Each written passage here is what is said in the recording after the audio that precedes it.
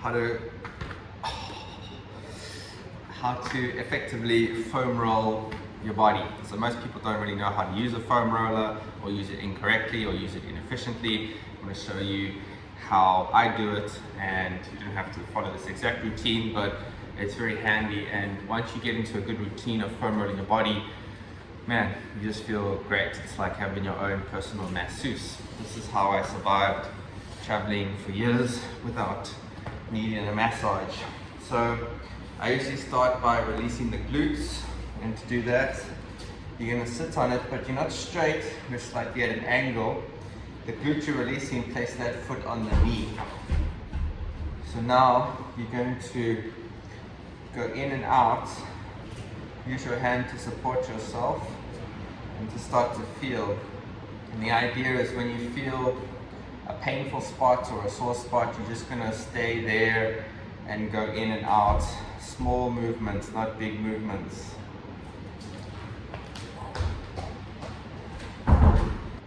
I usually use the rules of 10 when I'm stretching and doing stuff. You know, I'll just do 10. Again, if it's more painful, you stay a bit longer, do 20.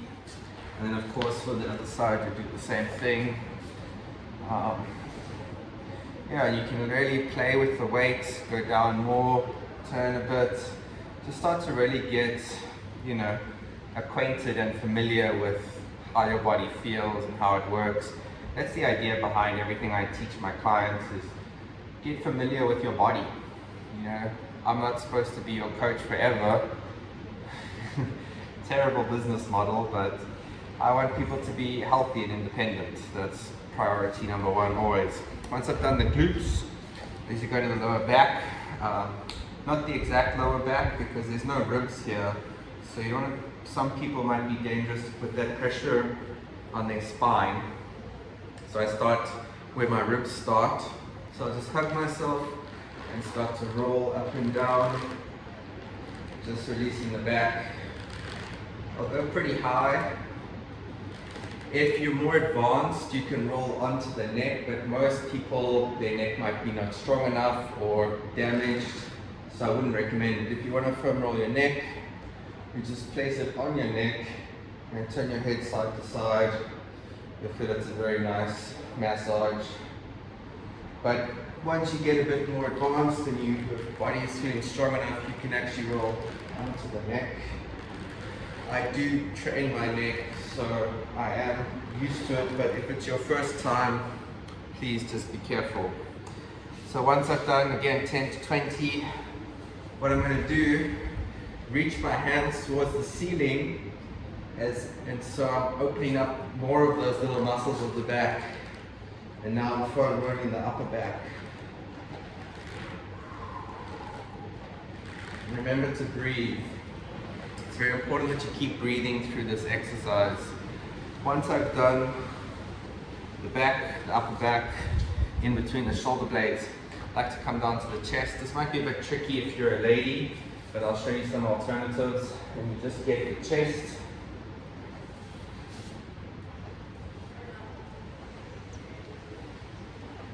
And that feels really good. If you're a lady, or you can do it to the side a little bit like this. So you're going to lie on the foam roller, get the side of the pec, and then also the front delt, very important. Get in there. Woo! If you have a lot of tension, it's because this is very tight. The pec, the bicep, and the front delt will join here. So you can roll that out. Again, I would do both sides. I'm going to be moving a little bit quickly for the video, but it's really nice to take your time, start to massage the soft tissue, and get more familiar with how your body functions. You have to spend the rest of your life in your body, so the better you understand it, the better your life's going to be. Next, I'm going to move to the stomach. Now, on the stomach, you've got one goes down, one goes up. You've got a descending and an ascending. So on the right side, this is my right, it goes down, it descends. On my left, it goes up, it ascends. So you don't ever want to go the wrong way, because you're literally pushing shit the wrong way. So what I'm going to do is I'm going to put the foam roller on my stomach. Now, it's not straight, it's to the side because my rib is here. So I'm going to try and get underneath the rib on the right side, starting at the top, under the right rib, and I'm just going to lie on it and exhale some air. Now, this might be really painful, and if it is, you could have a spastic diaphragm. Your diaphragm can be spastic. You can also have inflamed organs. So the organ nervous system shares its nervous system with the muscles. So if you have digestive issues, the stomach muscles are going to be weaker because it's going to share the load, because it's the same neurotic loop, it's the same nervous system being used. The organs share their nerves with the muscles. That's why to be really strong, you have to have strong organs. So you have to eat correctly, you have to live correctly, more holistically. So once I've been on for a while, I'm going to start to roll down. So I'm starting at the top, rolling down on the right. Really try to get in there. Again, if you have inflamed organs, this is going to be painful. If the muscles are inflamed, it's going to be painful. So I'm rolling back. I lift up and I put it back at the top, and then I roll down to make sure I'm pushing it down on the right, descending. Nice. Then I'm going to start on the other side. I'm going to start at the bottom. So on the left, we're starting at the bottom. Again, really sit on it, exhale some air, and put it at a slight angle, and then start to roll up. Ooh, there we go. Sit under the left rib cage for a little bit. Breathe, exhale. And then I lift up, go to the bottom, and roll up.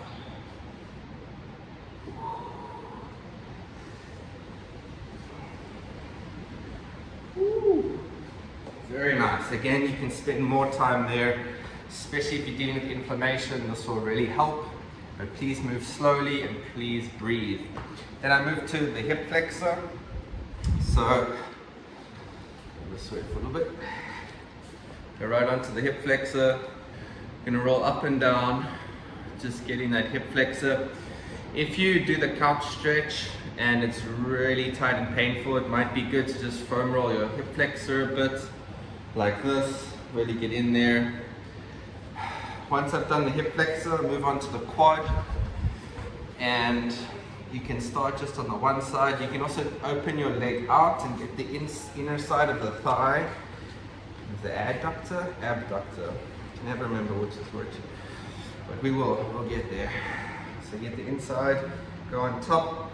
If you've been doing it a lot, you can put the other leg on top and really just put some more weight into it. I like to massage at angles, so the leg is straight, be to the side and to the side. Really get that joint where the top of the quad. Really get in that area as well.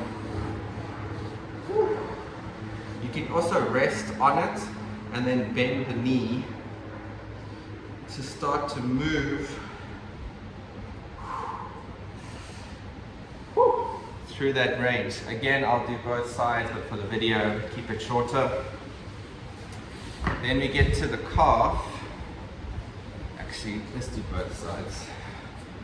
Gotta keep it balanced. So do the other side.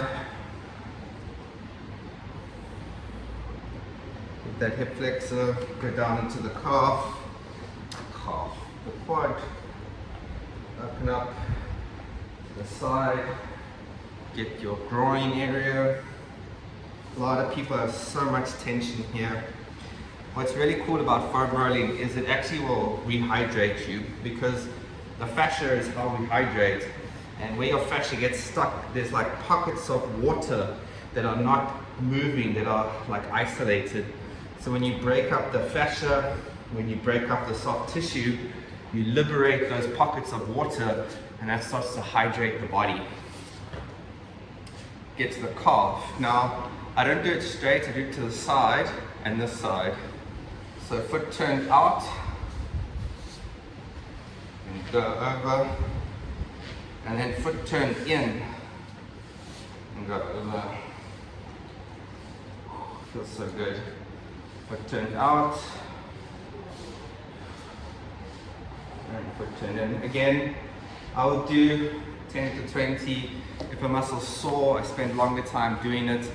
If I'm feeling resistant and like sticky bits, I do it, but it's just such a handy tool, and they're super cheap. Everyone can get one, and it will honestly change your life, especially if you train a lot. So there you have it. Peace.